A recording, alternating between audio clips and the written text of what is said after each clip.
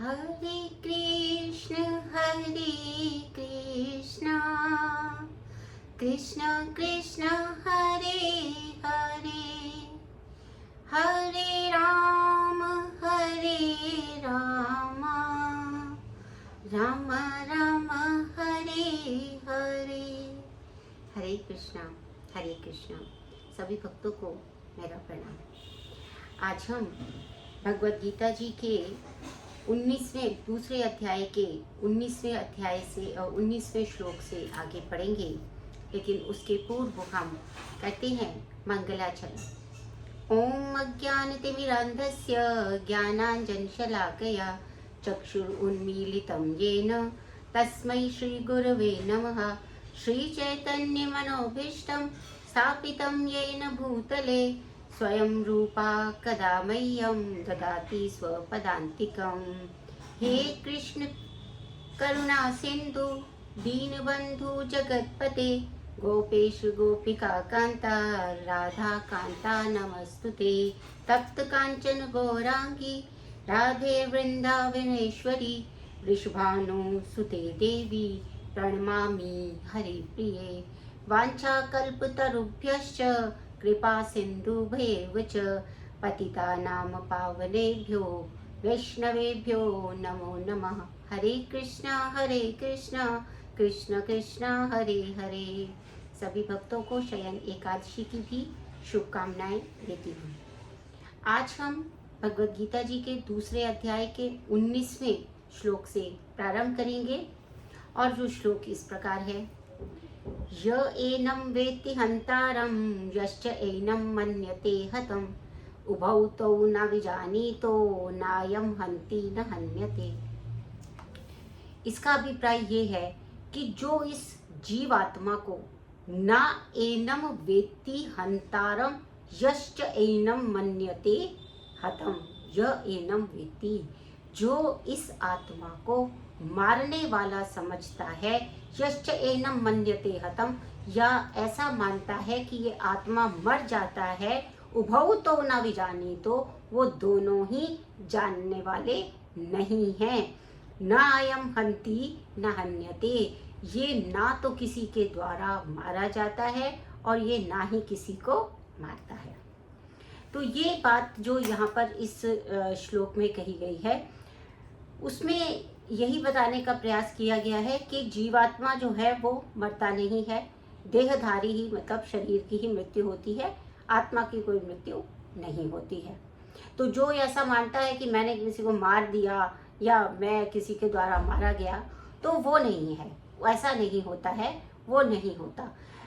तो इसमें क्या होता है कि कई बार क्या होता है कि अब सब लोग जो हैं वो अपना भौतिकतावादी हैं और वो क्या सोचते हैं कि चलो ये तो बड़ा अच्छा है, अगर मान लीजिए मुझे किसी को मारना है तो मैं मार दूंगी, है ना, मेरे को क्यों पाप लगना चाहिए। भाई भगवत गीता में लिखा हुआ है, ये जो श्लोक हैं वो कहा कि लोगों ने कहा कि भाई जो लोग मारने मरने वाले थे उन्होंने कहा भाई हम तो हत्या कर देंगे, कोई बात नहीं, हम तो हत्या कर देंगे। हत्या करने से क्या होगा कि जो है वो कोई पाप नहीं लगेगा, क्योंकि आत्मा तो मरता नहीं है, मरता तो शरीर है, वो नश्वर है, उसको मरना ही था।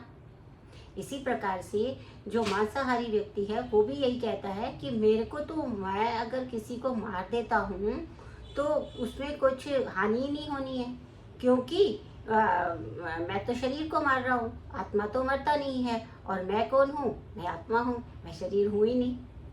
तो इसका अर्थ ये कदापि नहीं है, क्योंकि वेदों में भी कहा गया है, वैदिक वाक्य ये है, माम हिंसयात सर्वभूतानि। अब यहाँ पे तो आपको ये कंफ्यूजन पैदा हो जाता है, ये संशय उत्पन्न हो जाता है कि एक तरफ तो वेद कहते हैं किसी की हत्या हिंसा मत करो, और दूसरी तरफ कहते हैं कि हिंसा करने से कुछ होता ही नहीं है, क्योंकि केवल शरीर मरता है, आत्मा जीवित रहता है। ये तो बड़ी विचित्र बात हो गई, क्या करे क्या ना करे। तो यहाँ पर ये बताया गया है, ये जो उपदेश होते हैं इसीलिए एक प्रामाणिक गुरु के द्वारा उपदेश सुने जाने चाहिए, जैसे कि भगवान कृष्ण जो हैं वो अर्जुन को दे रहे हैं, अथवा कोई प्रामाणिक टीका से ही पढ़ा जाना चाहिए जो भगवान के उपदेशों को यथा रूप प्रस्तुत करने में समर्थ हो जो टीकाकार, उसी की टीका पढ़ी जानी चाहिए। तो वस्तुतः क्या होता है कि वो कह रहे हैं कि ये जो हिंसा है, ये जो हम कह रहे हैं कि इसको मारा जाना नहीं चाहिए, उसमें वो कहता है कि हर एक जो जीव आया है इस भौतिक संसार में, वो क्या आया है, क्योंकि उसके जो कर्म थे उसके अनुसार उसको शरीर मिलता है, ये हम समझ चुके हैं। अब वो क्या भोगने के लिए आया है, क्योंकि उसको अपना कर्म फल भोगने के लिए ही तो भौतिक संसार में जन्म लेना पड़ रहा है ना। तो अब जन्म वो भौतिक संसार में ले रहा है, तो वो भौतिक संसार में क्यों ले रहा है, क्योंकि उसके कुछ ऐसे कर्म हैं जिसका भोग उसको करना है। अब वो जीव किसी विशिष्ट शरीर में किसी विशिष्ट समय के लिए आया है, क्योंकि बोलते हैं ना कि मरना निर्धारित है, जन्म और मरण निश्चित है, कब जन्म होगा कब मृत्यु होगी ये निश्चित है। तो यदि इस प्रक्रिया में, इस स्वाभाविक प्रक्रिया में जिसमें जीव को भौतिक शरीर में कुछ ना कुछ भोगने के लिए, जो पहले वाले उसके कर्म थे, पिछले पूर्व जन्म के जो कर्म थे उसको भोगने के लिए ये शरीर मिला है, और एक निश्चित अवधि स्वभाव से उसके कर्म के अनुसार कर्म फल के स्वरूप में निर्धारित की गई है कि वो इस रूप में ही मृत्यु को प्राप्त होगा और इस समय ही मृत्यु को प्राप्त होगा। जब ऐसा कहा जा रहा है होता है, तो उसके अंदर यदि कोई व्यक्ति जो है वो अपनी तरफ से उस भोग शरीर को काट देता है या उस पर हिंसा कर देता है, तो यह कर्म जो है वो निंदनीय है, क्योंकि हमने जो स्वतंत्रता हमें नहीं दी गई है या दी गई है एक प्रकार से, उसका एक दुरुपयोग कर लिया है। तो इसलिए उस दुरुपयोग को हमेशा निंदित माना गया है। पर दूसरी तरफ जो है भगवत गीता में जो भगवान कह रहे हैं, वो भगवान जो कह रहे हैं वो वास्तव में क्या करने को कह रहे हैं, वो वास्तव में वो करने को कह रहे हैं कि जो भौतिक संसार में जो इस शरीर में अधर्म कर रहे हैं उस शरीर से उसको मुक्ति दी जाए। जो बेसिकली भीष्म और द्रोण के लिए भगवान अर्जुन को समझा रहे हैं। तो उसमें क्या होता है कि यदि कोई युद्ध जो है वो धर्म के नियमानुसार किया जाए तो उसको किया जाना चाहिए, ये आगे और स्पष्ट होगा। अब क्या कहते हैं, न जायते म्रियते वा कदाचिन्नायं भूत्वा भविता वा न भूयः अजो नित्या शाश्वतोऽयं पुराणो न हन्यते हन्यमाने शरीरे। अर्थात ये जो आत्मा है, न जायते म्रियते वा कदाचिन, ना तो ये कभी जन्म लेता है ना मरता है, ना जायते ना जन्म लेता है, ना म्रियते वा कदाचिन ये कभी मरता भी नहीं है, ना अयम भूत्वा भविता ना वा भूया, यानी यह तो ऐसा नहीं था कि ये कभी नहीं था या अभी नहीं है या होगा नहीं या है नहीं, ऐसा नहीं है, वो हमेशा रहता है। अजो, अजो अर्थात जिसका जन्म नहीं होता वो अज है, ज से जन्म, अ से जिसका जन्म नहीं होता, अजो नित्य, नित्य है वो, उसका जन्म नहीं होता, वह नित्य है, सदैव रहता है। शाश्वतो अयम पुराणम, शाश्वत जो शब्द आया है वो शाश्वत का अर्थ यही है कि जैसे ये जो निराकारवादी हैं वो कभी कभी ये बोलते हैं ना कि पहले हम निराकार थे, फिर हम जब माया में आए तो आकार वाले हो गए, फिर उसके बाद फिर निराकार हो गए, फिर उसमें चले गए। ये सब जो चीज़ें हैं इसको निरस्त करती है भगवत गीता। वो ये बता रहे हैं कि शाश्वत है वो, जो जीव है वो उसी स्वरूप में सदैव स्थित रहता है, जो जीव है वो उसी स्वरूप में सदैव स्थित रहता है। अब हृदय में उपस्थित जो आत्मा है उसको जब नहीं मापा जा सकता, अप्रमेयम हमने पढ़ा भी, से नहीं मापा जा सकता, तो उसको नहीं सूक्ष्म दृष्टि से देखा जा सकता, परंतु उसका जो अनुभव है वो अनुमान के द्वारा चेतनता से होता है कि व्यक्ति यदि चेतन है तो माना जाता है कि इसके अंदर आत्मा है। तो आत्मा के लिए ना कोई जन्म है ना मृत्यु, ना हन्यते हन्यमाने शरीरे। फिर से कह रहे हैं कि ना हन्यते हन्यमाने शरीरे, शरीर के नष्ट होने पर भी आत्मा जो है वो नष्ट नहीं होता। अब आत्मा को क्या है कि आत्मा को एक और भी ना उससे विशेषण से बताया गया है, और वो विशेषण है कूटस्थ। कूटस्थ का मतलब ये होता है कि वो कूट बहुत अति सूक्ष्म रूप में सदैव स्थित रहती है और जैसी है वैसी ही स्थित रहती है। तो क्योंकि जैसे हम शरीर को देखते हैं, तो शरीर जब इस भौतिक जीवन में जब ये शरीर आता है, तो हम देखते हैं कि इसके अंदर छह जो है वो स्तर आते हैं। जैसे कि सबसे पहले वो जन्म लेता है, फिर कुछ काल तक वो बढ़ता है, फिर उसमें कुछ ना कुछ परिणाम उत्पन्न होता है, और फिर उसके बाद क्या होता है, वो धीरे धीरे क्षीण होता है और अंत में समाप्त हो जाता है ना। तो यहाँ ये भी अब पता चलता है कि आत्मा से कुछ भी, आत्मा कभी चेंज नहीं होता, लेकिन शरीर के अंदर ये परिवर्तन आते हैं। और शरीर से क्या होता है कि उपसृष्टि भी होती है। उपसृष्टि का मतलब क्या है कि रिप्रोडक्शन होता है। एक जो शरीर होता है, वो जो स्त्री होती है वो रिप्रोड्यूस करती है, एक और बच्चा, एक और मनुष्य जो है वो जन्म लेता है, या जिस गर्भ से वो आता है उस गर्भ में वो सेम जो है वो रिप्रोड्यूस करती है। तो ये उपसृष्टि भी आत्मा का कर्म नहीं है। आत्मा जो है वो कुछ भी उपसृष्ट नहीं करता है। तो ये भी हमें समझने की बात है। और वो कभी भी जो है वो क्षीण नहीं होता। आत्मा कभी भी क्षीण नहीं होता। आत्मा कभी भी वृद्धि और क्षय को प्राप्त नहीं होता, जबकि शरीर जो है वो इन 6 अवस्थाओं से गुजरता है। उसमें कुछ भी जो है वो नहीं किया जा सकता। ऐसा ही एक श्लोक जो है वो कठोपनिषद में भी आया, 1.2.18 कठोपनिषद में। उसमें भी सेम श्लोक है, लेकिन एक शब्द का अंतर है। देखिए कैसे, न जायते म्रियते वा विपश्चित नायम कुतश्चिन्न बभूव कश्चित अजो नित्या शाश्वतो अयम पुराणो न हन्यते हन्यमाने शरीरे। बाकी सारा श्लोक सेम है लगभग, बस विपश्चित एक शब्द जो है इसमें विशेष प्रकार से प्रयोग किया हुआ है। और इस विपश्चित का अर्थ होता है ज्ञानवान। अर्थात जीव जो है, आत्मा जो है, वो सभी प्रकार के ज्ञान से पूर्ण रहता है। आत्मा क्या जैसा रहता है, सभी प्रकार के ज्ञान से वो पूर्ण रहता है, और चेतना ही आत्मा का लक्षण है। तो जैसे मैंने आपको बताया कि जैसे अगर कोई नहीं खोज पाता है हृदय में आत्मा को, तो वो चेतन से उसको जान लेता है। इसी प्रकार से जैसे हम कभी कभी बादलों के कारण या अन्य किसी कारण से हम सूर्य को देख नहीं पा रहे होते हैं, परंतु जब दिन हो जाता है तो पता चलता है, प्रकाश से पता चल जाता है कि प्रातः काल हो गई, उषा काल हो गया। कभी कभी किन्हीं भी कारणों से सूर्य ना दिखाई दे तो भी उसके प्रकाश से पता चल जाता है कि सूर्य है। इसी प्रकार से जो जीव है उसकी भी जो तुलना है वो प्रकाश से की गई है, जैसे मैंने पहले भी बताया। तो जब जीव को नहीं देख पाते तो चेतनता से जीव का अनुमान किया जा सकता है। और एक और चीज यहाँ पर बताई है कि आत्मा जो है वो 2 प्रकार का, एक प्रकार से है, एक अणु है और एक विभु है। अब अणु जो है वो जीवात्मा है, वो हम सबके अंदर जो आत्मा है वो जीवात्मा है।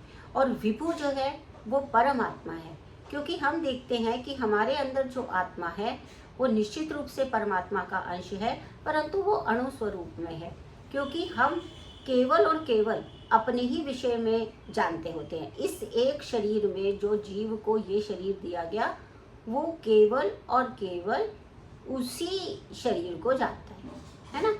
वो और कोई बात, अभी मान लीजिए कि मेरे अंदर जो चेतना है वो मेरा ही सुख दुख बता सकती है। मुझे जो चोट लगेगी, मुझे जो प्रसन्नता होगी, मेरे जो सुख दुख होंगे, मेरे जो प्रयत्न होंगे, मेरे अर्थात इस आत्मा के इस शरीर में रहते हुए जो कर्म होंगे वो केवल इस शरीर तक सीमित होंगे, क्योंकि ये जो अणु जीव है इसको, इस शरीर को मिला ही इसलिए है कि वो इस शरीर में रहते हुए भोग करे।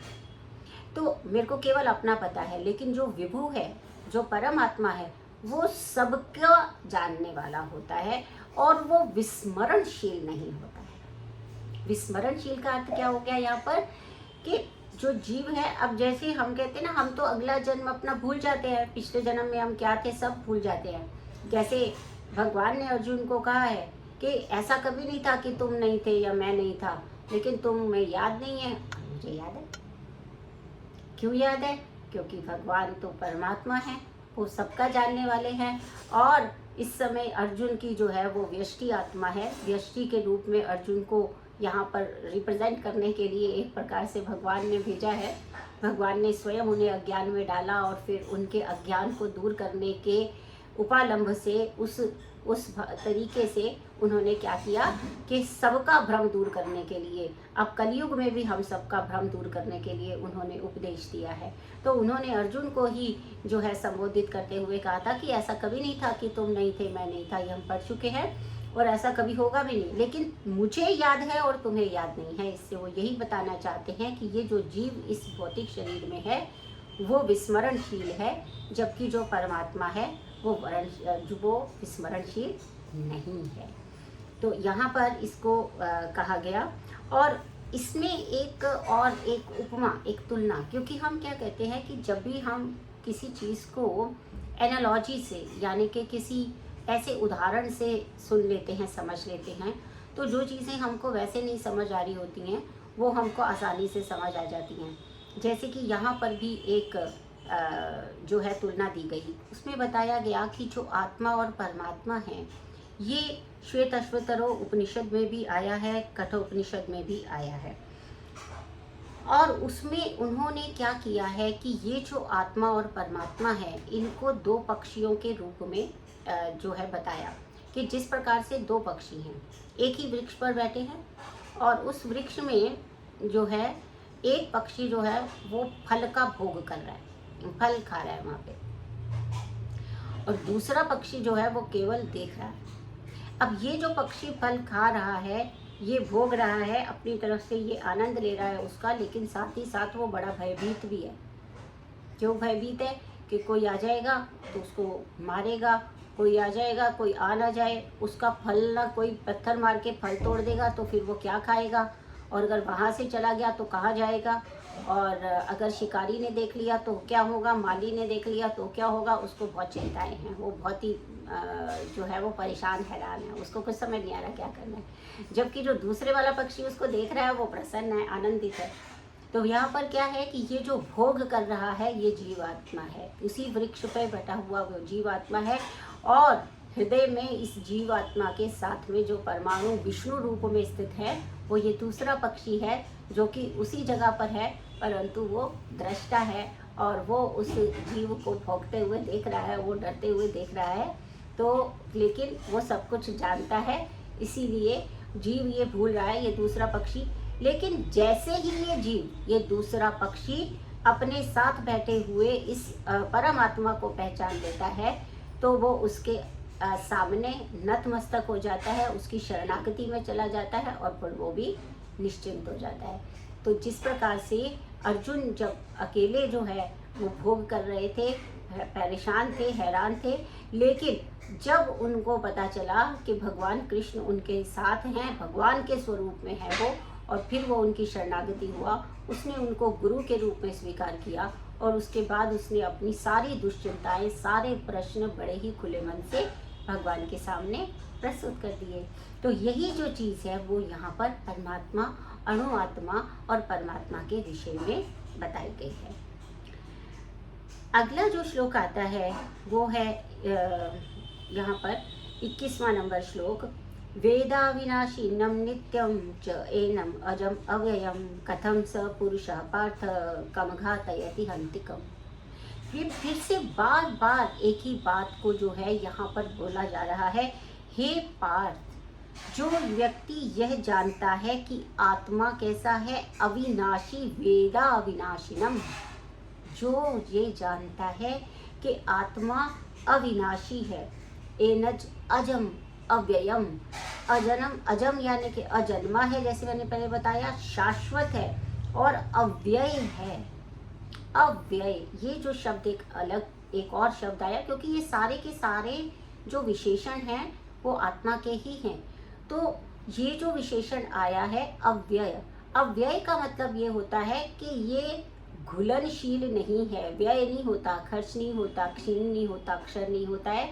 जैसा कि बार बार इस चीज़ को निराकृत करने के लिए के जो निराकारवादी हैं उनके जो उनका सिद्धांत है उसके लिए एक तरह से काउंटर आर्ग्यूमेंट देने के लिए ये बात कही गई है कि आत्मा तो ऐसा घुलनशील नहीं होता कि अभी वो पहले निराकार था, फिर वो माया के संपर्क में आया, भौतिक संसार में आया, उसका फिर आकार हो गया और फिर वो वापस वो ब्रह्म ज्योति में समा गया और उसी के समान हो गया।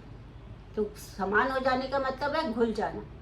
जैसे चीनी होती है, हम चीनी लेते हैं, एक पानी लेते हैं और वो पात्र में पानी और चीनी डालते हैं तो चीनी एकदम घुल जाती है, पता ही नहीं चलता कि ये चीनी थी कि नहीं थी, है ना। चीनी घुल के वो मीठा हो जाता है, लेकिन वो चीनी बिल्कुल सी उसमें गायब हो जाती है। तो ऐसा कुछ नहीं होता है। वो कह रहे हैं कि आत्मा घुलनशील नहीं होती है, आत्मा कूटस्थ है, ये जीवात्मा कूटस्थ है, अर्थात वो जो उसका स्थिति रहती है वही स्थिति उसकी सर्वदा रहती है, वो उसी स्थिति में रहता है, वो अपना परिवर्तन नहीं करता है। जैसे कृष्ण शाश्वत हैं और रहेंगे। इस तरह से भी अव्ययम का जो अर्थ है वो लगाया गया है। तो उसमें उन्होंने कहा कि कथम स पुरुषा घातयति हंतिकम, तो इसलिए कौन ये कह सकता है कि मैंने उसे मार दिया या कोई मैं किसी के द्वारा मारा गया। ये सारी बातें अर्जुन को इसलिए बताई जा रही हैं ताकि वो युद्ध करने के लिए तैयार हो जाए। यहाँ ये भी बताया गया, एक जो विषय जो है ये भी किया गया कि जैसे कि न्याय संहिता होती है। मान लीजिए कि किसी ने कोई अपराध किया है, तो न्याय संगत क्या होता है, न्याय संहिता के अनुसार अगर कोई न्यायाधीश ये कहता है कि इसने क्योंकि हत्या की है तो या फिर कोई भी ऐसा जघन्य अपराध किया है तो इसके लिए इसको क्या दिया जाना चाहिए, प्राण दंड दिया जाना चाहिए। तो जब उसे प्राण दंड दिया जाता है और वो व्यक्ति मर जाता है तो इसमें न्यायाधीश के ऊपर कोई पाप नहीं लग रहा है। क्यों? क्योंकि उसने न्याय संहिता के अनुसार वध करवाया है ना, उसको मृत्यु दंड दिया है। जो मनुष्यों की जो एक संहिता जिसे मनुस्मृति भी कहा गया है, ये जो विधि ग्रंथ है मनु संहिता में इसका समर्थन किया गया है कि जो व्यक्ति किसी की हत्या करता है उसको जो है वो प्राणदंड दिया जा सकता है, प्राणदंड देना चाहिए, जिससे कि अगले जन्म में अगले जीवन में उसको जो है अपना पाप कर्म फिर से ना भोगना पड़े, क्योंकि जो पाप कर्म किया उसका अभी के अभी उसको दंड मिल गया। तो प्राण दंड देना चाहिए। तो यहाँ पर जो दंड देने वाला व्यक्ति है उसको किसी भी प्रकार का पाप नहीं लगता है, क्योंकि वो न्याय संहिता के अनुसार या विधि तंत्र के अनुसार उसको एक दंड दे रहा है ना। इसका अभिप्राय क्या हुआ? इसका अभिप्राय यही है कि भगवान कृष्ण क्योंकि अर्जुन को कह रहे हैं, और भगवान कृष्ण से बड़ी न्याय संहिता और क्या हो सकती है, जब वो कह रहे हैं कि अधर्म के ऊपर की हुई जो हिंसा है वो निश्चित रूप से उचित है, वो कोई पाप कर्म नहीं है, वो पुण्य कर्म है। क्योंकि वह पुण्य कर्म इसलिए है क्योंकि अधर्म का नाश होना अनिवार्य है। तो उस अधर्म के नाश के लिए यदि हिंसा की जाती है, किसके अंतर्गत? धर्म जो संहिताएं हैं, न्याय जो संहिताएं हैं, जो हमारे प्रामाणिक शास्त्र हैं, उनके नियमों के अनुसार यदि कोई हत्या की जाती है तो वह कभी भी पाप का कारण नहीं बनती है, वह पुण्य का ही कारण होता है। वैसे भी इस संसार में हम देखते हैं कि सब चीज़ें जो हैं वो परिवर्तनशील हैं। अगर हम ध्यान से देखेंगे, विचार के देखेंगे तो उसमें क्या है कि जब कोई भी चीज़ जो है वो सदैव अहितकर या सदैव हितकर नहीं हो सकती है। एक और उदाहरण इसी संदर्भ में दिया गया कि जैसे एक शल्य चिकित्सक होता है, यदि उस शल्य चिकित्सक को किसी प्राणी में वो शल्य क्रिया करनी पड़ती है तो उसमें कई जो कोशिकाएं होती हैं उनको काटना पड़ता है। कभी कभी कोई अंग जो है वो विकृत हो जाता है शरीर में, और उसके अंदर विकृति इतनी अधिक हो जाती है कि यदि उस विकृति को जो है वो ना हटाया जाए तो वो पूरे के पूरे शरीर में उसका विष जो है वो फैल जाएगा और उसके कारण उसकी मृत्यु भी हो सकती है। ऐसे में जो शिक्षक, जो शल्य चिकित्सक होता है, वो क्या करता है, उस अंग विशेष को काट देता है। तो यहाँ पर अगर वो अंग विशेष को काट रहा है तो उसको जो है वो हिंसा नहीं कहा जाएगा, क्योंकि यहाँ पर किस लिए है ये हिंसा जो की गई है, ये जो शल्य चिकित्सक के द्वारा किया गया जो कार्य है वो उसके हित में ही है।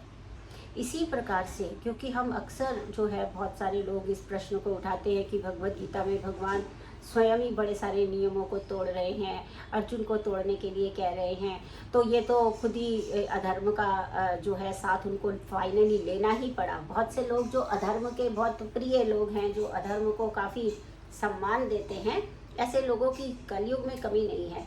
तो वो इस प्रकार का कुतर्क देने पे आ जाते हैं कि वो भी तो करते थे, भगवान भी तो उसको जो है वो इस प्रकार से करने के लिए कह रहे हैं। तो इसका अर्थ ये हुआ कि धर्म को जिताने के लिए भी अधर्म का रास्ता अपनाना पड़ता है। ऐसा नहीं है। ऐसा है कि जो ये संसार है वो परिवर्तनशील है। तो यहाँ पर जो हर चीज़ परिवर्तनशील है, इसके किसी को भी किसी भी चीज़ को एकांत पुण्य या एकांत पाप नहीं कहा जा सकता है। वेदों में, जैसे आयुर्वेद में भी एकांत हितकर और एकांत अहितकर कुछ भी नहीं कहा गया है। जैसे कि वही धूप, सूर्य की वही धूप जो हमें सर्दियों में बहुत ही ज़्यादा अच्छी लगती है और उसमें रहना हमारे शरीर के लिए बहुत ही लाभदायक भी होता है, वही धूप यदि ग्रीष्म ऋतु में हम लेते हैं तो वो ही धूप हमारे शरीर के लिए हानिकर हो जाती है। इसी प्रकार से एक प्रदेश में जहाँ बहुत अधिक शीतता रहती है, वहाँ पर यदि उष्ण द्रव्यों का सेवन किया जाता है या उष्ण पेय पदार्थों का सेवन किया जाता है या उष्ण जल से स्नान किया जाता है, तो वो वहाँ पर पुण्य है। वो पुण्य इसलिए है अर्थात वो किसी रोग को उत्पन्न करने वाला नहीं होगा। लेकिन यही उष्ण आहार और विहार यदि इसको उष्ण प्रदेश वाले लोग जो हैं वो करते हैं तो वो उनके शरीर के लिए अहितकर हो जाता है।